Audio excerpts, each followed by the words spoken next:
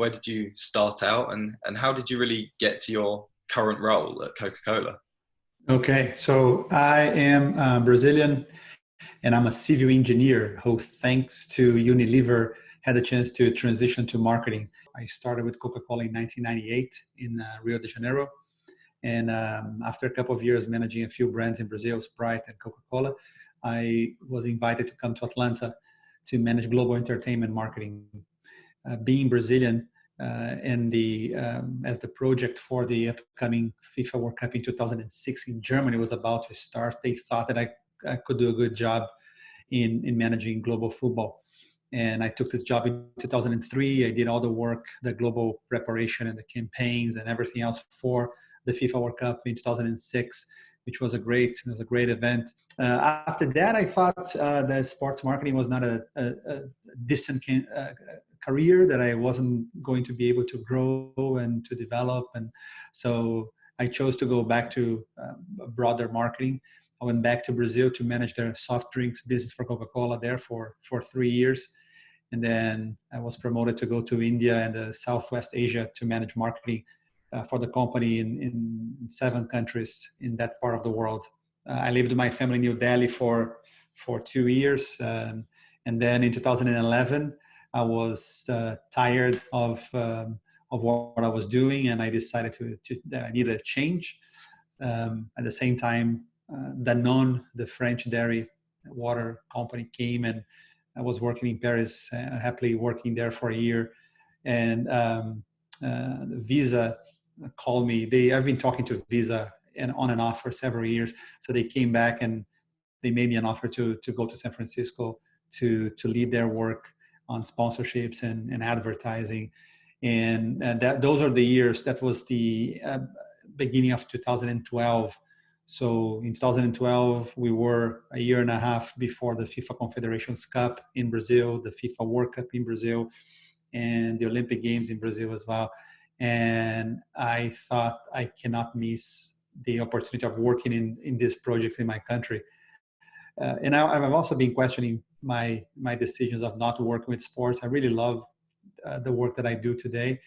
And I at some point I thought, well, if this is a career that is not going to allow me to grow and to have a good future, so be it. At least I'm doing something that I really enjoy doing.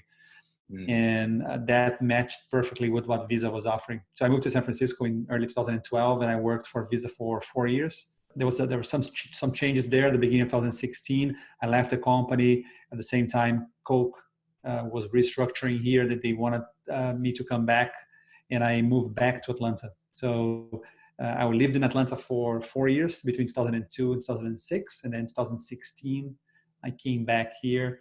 My 2 daughters were born here, so it was like coming back home for Atlanta, and also for Coke, which I have.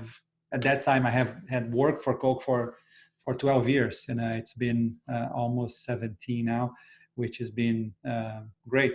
Love the people, love the company. So today at Coca-Cola here in their headquarters in Atlanta, I manage all the global sports and entertainment partnerships of the company. I have a team here, people in Atlanta, I have people in Switzerland, in Argentina, in New York, and in a few of the future host countries for all the global events that we are involved with.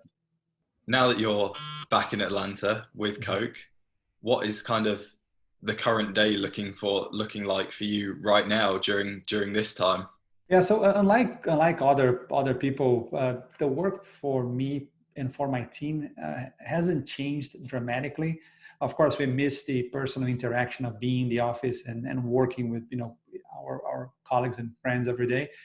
But the nature of the work that we do at a corporate level is international. It's global by nature. So we spend most of the time that we have in the office talking to people over video conferences and calls.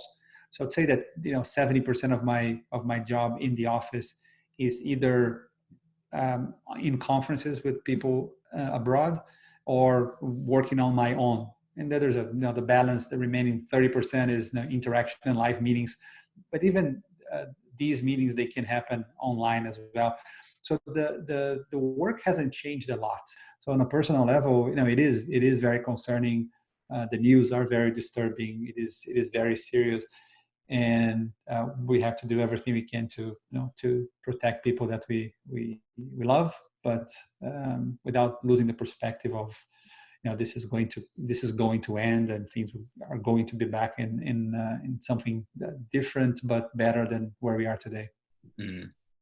So, I mean, in terms of what you deal with at Coca-Cola, in terms Mhm. of the sponsorship and global sponsorship, I mean, how greatly do you rely on technology and data when looking at your sponsorship effectiveness? Quite a lot. Most of the work that we do, most of the decisions that we make here, they are based on a lot of of data. We are in a good position because we have a very large base of events and that we've been doing for a very long period of time, and we have a lot of countries. So when you aggregate, you know, I'll just speak on the Olympics to be, I guess, the most extreme example, but it's just to give an idea. We have decades of involvement with the Olympic movement, with the Olympic Games. We have operations in 200 countries. So all of that allow us to have a database of how each country performed on each games, pretty detailed, and that allows us to develop models to predict how the countries will perform in the future if they do some of the things that we identified on this analysis as being critical to success.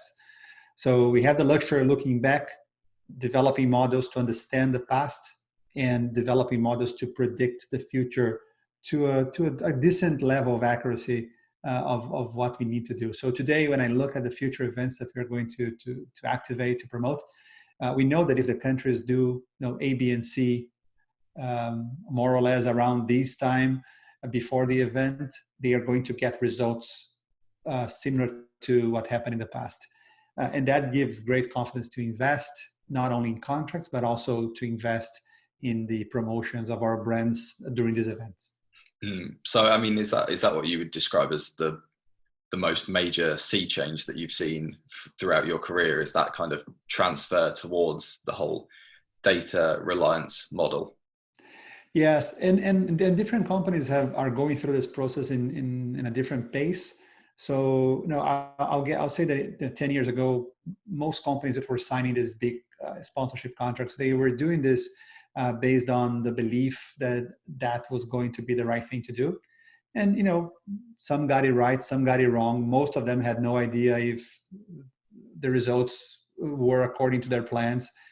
But today is really hard to work like that. At least in these most professional organizations like Coca-Cola Company, if you don't have this sort of refinement in how you deal with information to make decisions, it just cannot move.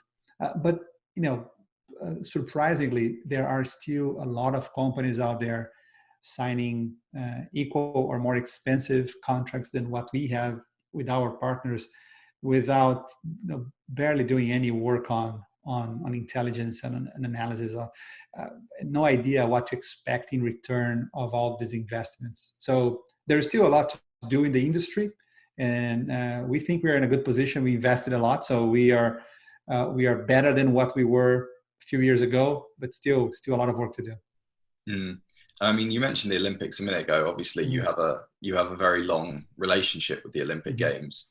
Have your plans for next year in terms of activations changed at all, or has it just been pushed back? Mm-hmm. Um, we are hoping that we are going to just push back most of it, but we are tracking how people are behaving and how their sentiment towards brands is going to evolve. We are still very far from the implementation of the games, and we are 15 months away. So we will continue to track how people are behaving, how they're feeling, to make sure that the work that we're going to deploy next year, we were planning to use this year, we're going to use next year, is still speaks to the consumers that we want to talk to. Most of the work, it's timeless. So we believe that it will be possible to use most of it, but if we have to make some adjusts, we will. And I mean, are there any sponsorship trends that you could see continuing post the pandemic? So if you think about just macro trends in general, there were things that are independent from the crisis that I think are going to continue. I mean, the growing investments from a few places in the Middle East and Asia.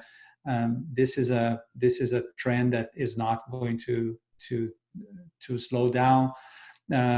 Some of these countries using sports to build their country brands or influence decisions in areas unrelated to sports in other countries, mostly in Europe. So all of that is going to continue. Now, the Middle East and China are going to continue to play big roles in the development of global sports, which is good, gives a little bit of balance to the West. But at some point, that has to be more, I think, organized. We've been seeing this pendulum going all the way to Asia, and then now with the future events coming more to North America, Europe coming back. So at some point, I hope that this. But that's the investment from these countries are going to continue. Technology is going to continue. Companies in technology are going to continue to invest as they build their brands, and see sports as a good way to accelerate the development of their business and brand building. So that's another thing. But these are all things that are unrelated to the crisis. I think the impact of the crisis is going to be in sponsorship, mostly how people think about their contracts, how people value content versus live event engagement. So all of that needs to be reevaluated. We hope that what we're living here doesn't happen in our lifetime again. But reliance in live events, on experiences at live events, is just not sustainable. Just because now, for example, we can have live events, but regardless, if you're a global company, if you're a multi-country, a regional company, the event itself is important, but is not the only thing that you should be paying attention at. Content and how you use the content of the event to tell your story in other places is even more important. So I mean, we can see all your memorabilia behind you, all your stuff that you've gathered over the years. So we'll finish with a couple of quick questions. Who is your favorite sports team? Well, I have these two shirts here from Palmeiras. It's my team in Brazil, and this is the only team I support. By the constitution of the country, it requires just one team, so I can just have one team. And I'm a Palmeiras fan since I was a child. Best sporting event or match you've ever seen live? There's been quite a few. I mean, every important match of my team is the most important match I've seen. But I love seeing Brazil playing. Of course, the final of the Confederations Cup in Germany, Brazil beat Argentina, I think 4-1. It was a great match. I love playing Argentina. The rivalry is so much fun. All my Argentinian friends and I, we just wait for these moments. So it was a memorable moment. I can keep talking for an hour about this. Mm-hmm. The 100 meters final in the Olympics in London. Mm-hmm. That silence in the stadium. You could hear people breathing. It was so quiet before they start. It was just all of this is great. And again, this is not your question, but I say anyway. This is why people invest so much in sport. I mean, just being associated with things like that are part of your personal story. I mean, if you grow up in London, if you grow up in the UK, in Brazil, in Argentina, you remember exactly how your life was in every year of the FIFA World Cup, or every Euro, or every Copa America, because these are things that matter to you. I mean, I can remember everything I was doing, who I was with, where I was, what I was doing, what my life was in 82, 86, 90, 94. I have no idea what was happening a year before, a year after. So if you manage to attach your brands to things like that, it's a great start for a marketer. Favorite place you've lived? I love Paris. Mm. Finally, best piece of advice you've ever had? Best piece. I think one that I still use every day is just speak up. I mean, don't don't be quiet in whatever situation you are. Just talk. Just say what you're thinking. Ask questions and be part of conversations. For a long time, I wasn't. When I was the beginning of my career, um, I always thought that other people knew more about everything that I knew, so I was always quiet. And when you start engaging, you realize that people know different things, and you may not know the answer of some of questions, but you know the others, and you can help people. And you can be helped. So the more you talk, the more you engage. Just the better. And just be nice to people. I think when they're in general, I think that's a good advice that my Mm. parents gave me.